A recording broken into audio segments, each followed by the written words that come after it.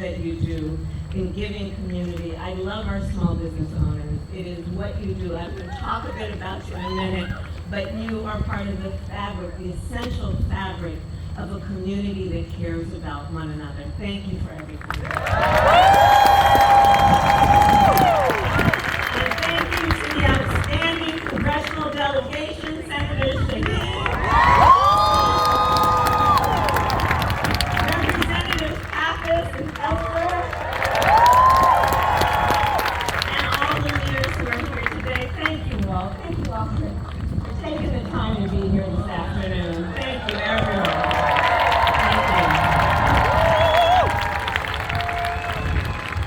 Before I begin, I do want to say a few words about this tragic shooting that took place this morning in Winder, Georgia.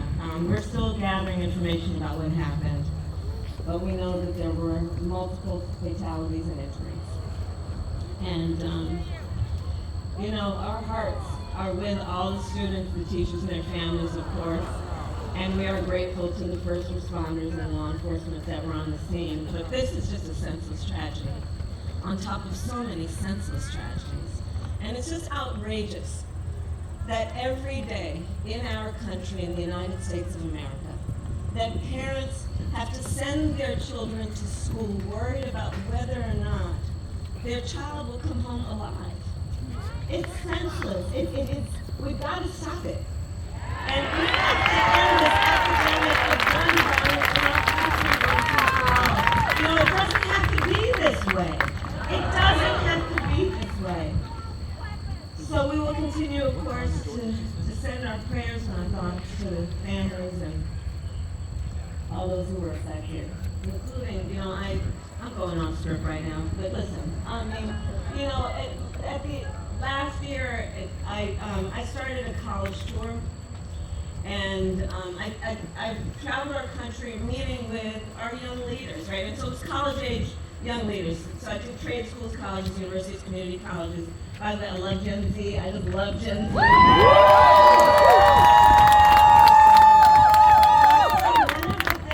of the things that I asked every time I went to the auditorium, and it would be filled with these young leaders, students, and I'd ask them, raise your hand if at any point between kindergarten and 12th grade you had to endure an active shooter drill. And for the young leaders who are here who are raising their hand, I'm telling you, every time the auditorium was packed and almost every hand went up.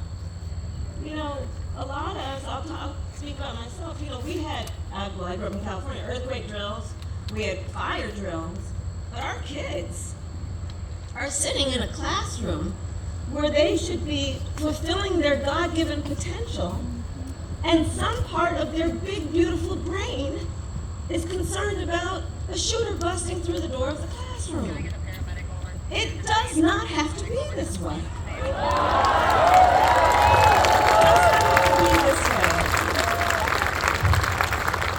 And, you know, this is one of the many issues that's at stake in this election. So New Hampshire, we have 62 days to go. And I'm going to tell you what you already know. This race is going to be tight until the very end. So please, let's not pay too much attention to the polls, because we are running as the underdog. We know what they're capable of on the other side. The only thing we can take for granted is the love that we as Americans have for each other, knowing we have so much more in common than what separates us. And we've got some hard work ahead, but we like hard work. Hard work is good work. Hard work can be joyful work. And so we are up for the task, and with your help, we will win in November.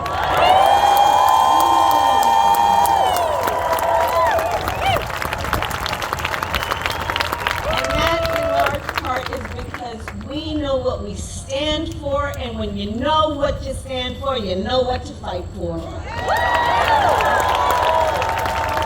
We love our country, and we believe in the promise of America.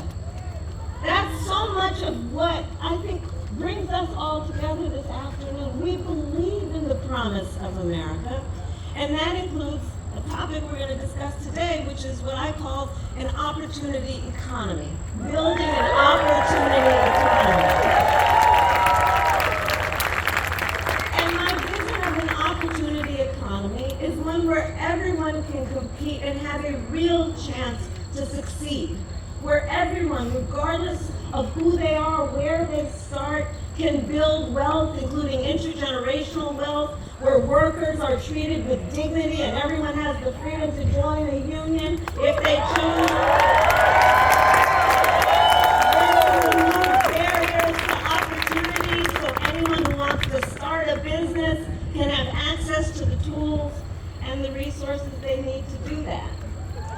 I believe, and I said it before to Nicole, I believe America's small businesses are an essential foundation to our entire economy.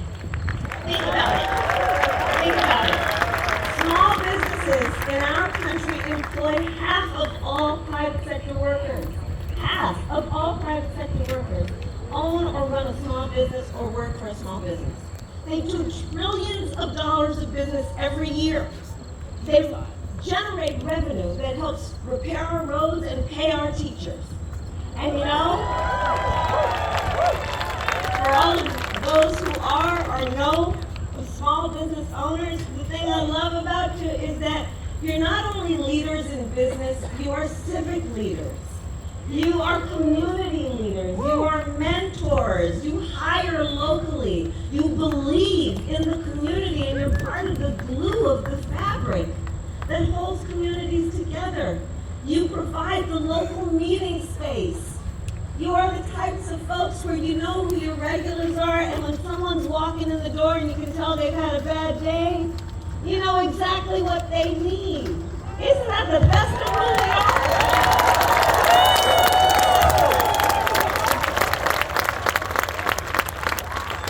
And I've met so many entrepreneurs across the country who take the incredible leap of faith that is required to start a small business. Folks who put their life savings on the line and work through the weekends and holidays because they aren't just building a business, they're pursuing a dream. They're building a better future for their employees and for the people they love in their communities. And by extension, they're building a stronger middle class and a stronger America for us all.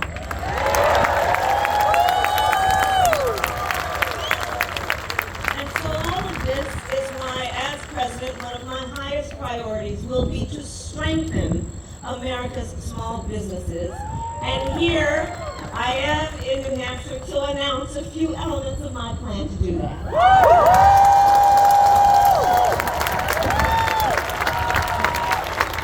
So first, we're going to help more small businesses and innovators get off the ground. Okay? Now, I'm setting what some, I'm sure, are going to call a very ambitious goal, but you know what? I think we should admire ambition in each other.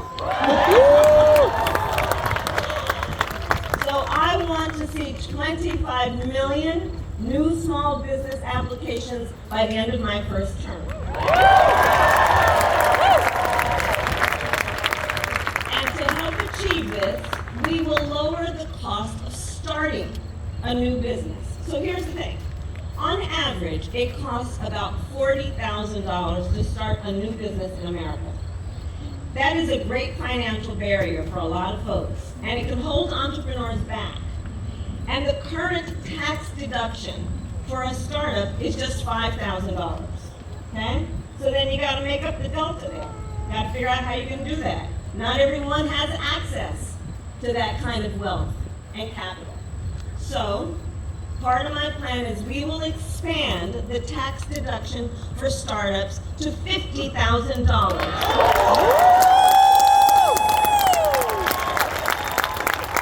It's essentially a tax cut for starting a small business. Second, my plan will help existing small businesses grow. We will provide low and no interest loans to small businesses that want to expand, and we will, and this is very important, cut the red tape that can make starting and growing a small business more difficult than it needs to be. More difficult than it needs to be. For example, we will make it cheaper and easier for small businesses to file their taxes. Similar to how individuals can take a standard deduction. You know, I said to my team, kind of like, and now I'm going to date myself again because they no longer do it, but kind of like, you remember the 1040 EZ? Like that kind of idea, right? Like, let's just take away some of the bureaucracy in the process to make it easier for people to actually do something that's going to benefit our entire economy.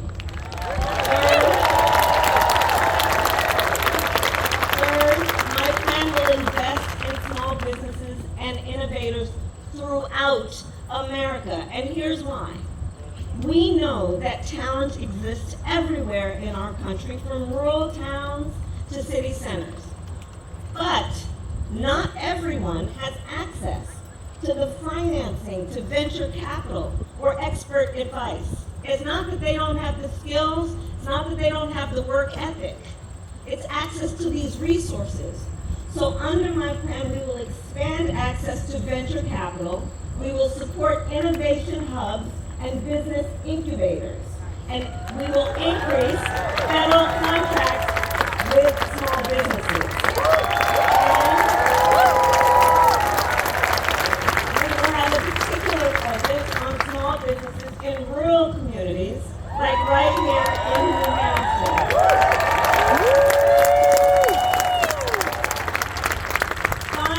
My plan will make our tax code more fair while also prioritizing investment and innovation. So let us be clear. Billionaires and big corporations must pay their fair share in tax.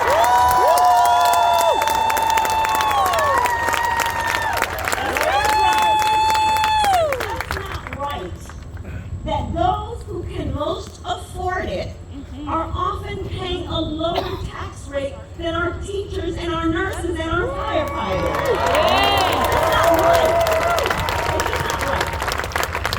So that's why I support a billionaire minimum tax and corporations paying their fair share.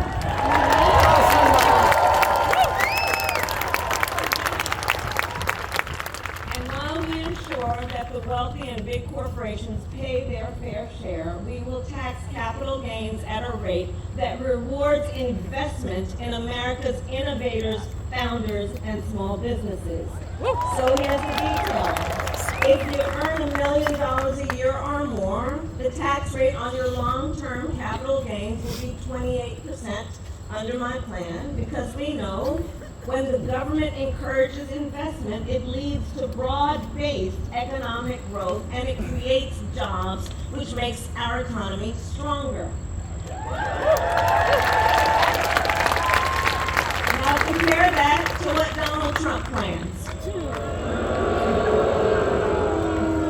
He intends to cut off federal programs that give loans to small businesses. He plans to give billionaires massive tax cuts and to cut corporate taxes by over $1 trillion, even as they pull in record profits.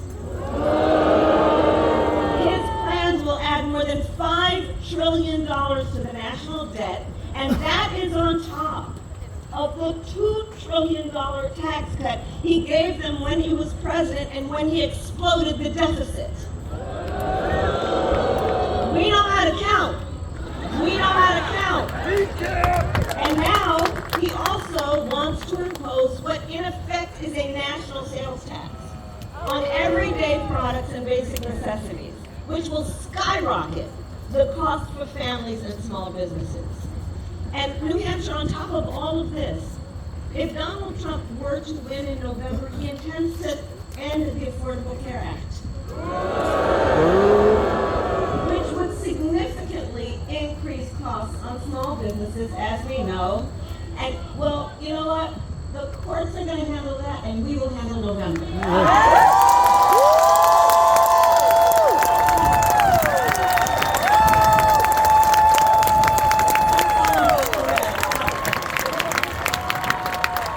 But think about it. It wants to end the Affordable Care Act, taking us back to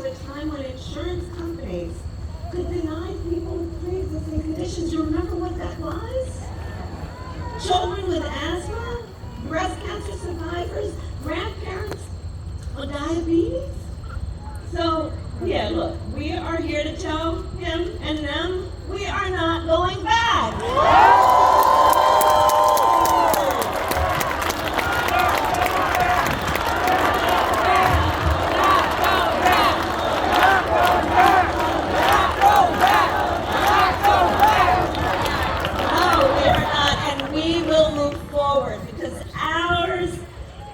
A fight for the future, and it is a fight for freedom. Now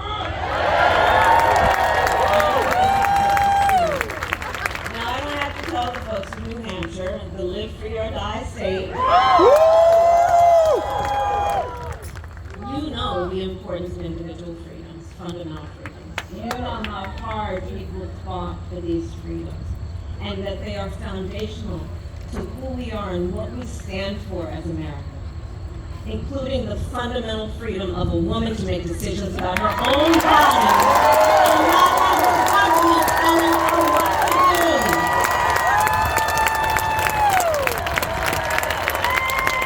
And understand how we got here. Understand how we got here, and of course we're not going to fall for the gaslighting he's pushing, right?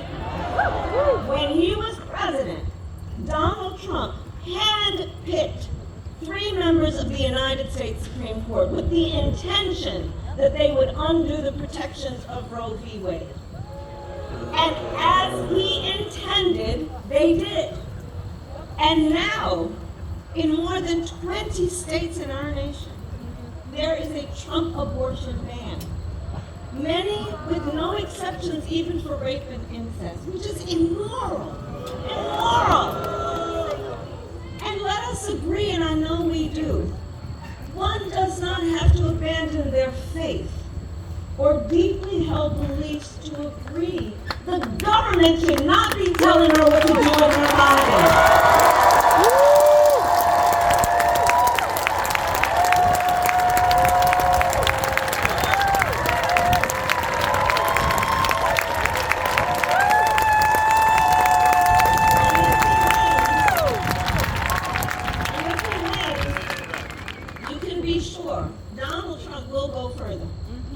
And he will sign a national abortion ban. And you know, Project 2025, which I mean, can you believe they put that thing in writing? And under Project 2025, he would create a national anti-abortion coordinator, which would force states, and this is unbelievable, right? Which would force states to report on women's miscarriages and abortions. You know what they are making really quite clear? They just don't trust women. They just don't trust women. But we trust women. And when Congress passes a bill to restore reproductive freedom as President of the United States, I will proudly sign it.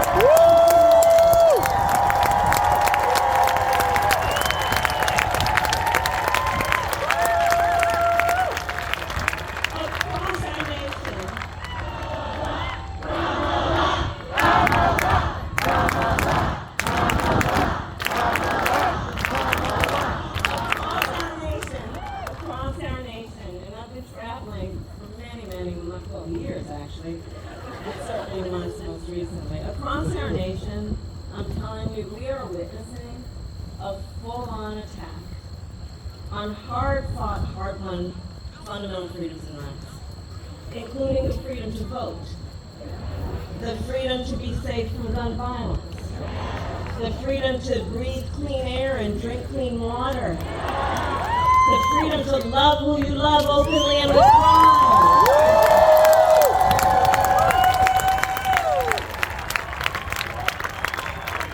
And so here's what I don't have to tell the folks in New Hampshire, because you know it so well, it's part of your DNA. Generations of Americans before us, they fought for freedom and they led the fight for freedom in our country.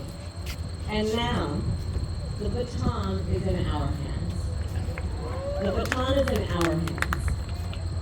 So let us understand, which we do, our purpose at this very moment. let us remember the broad shoulders upon which we stand and the traditions of this very fight that have led to what we have been able to accomplish. And let us understand then that when we say fight, it is a fight for something, not against something. It is for something.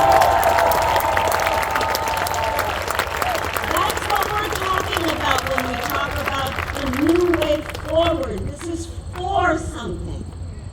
And so, as an example, let us finally pass the John Lewis Voting Rights Act. Let us finally pass the assault weapons ban and universal because we are clear on that point. It is a false choice to say you're either in favor of the Second Amendment or you want to take everyone's guns away. I'm in favor of the Second Amendment, and I know we need reasonable gun safety laws.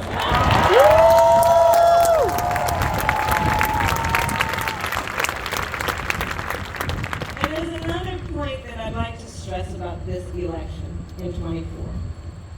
This is not 2016 or 2020. The stakes are even higher this time. For a number of reasons, but I'm going to mention one in particular. What the Supreme Court recently did, when they basically just told the former president that going forward, he will effectively be immune no matter what he does in the White House. But let's take this seriously and understand what it means. Before at least there might have been the threat that there would be consequence and accountability. With that ruling, what this means is that almost explicitly he has been told no consequence. And imagine, just imagine Donald Trump with no guardrails. Just imagine, with no guardrails. He has openly vowed to be a dictator on day one. He has said he would end the independence of the Department of Justice, the United States Department of Justice, so he can have the unchecked power to seek vengeance against people who disagree with him. He even called, from a quote now, the termination of the Constitution of the United States of America. Let us be very clear. Someone who suggests we should terminate the Constitution of the United States of America should never again stand behind the seal of the President of the United States. Never again.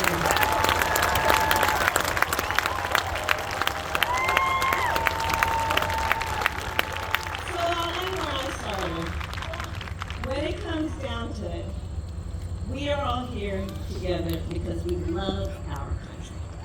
We love our country. And we know the privilege and pride that comes with being an American.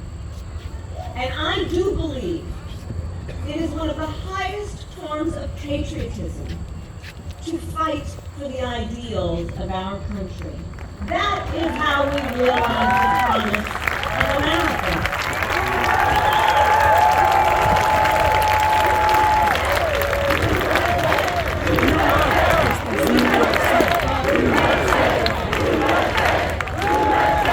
And so with that being said, I ask New Hampshire, are you ready to have your voices heard?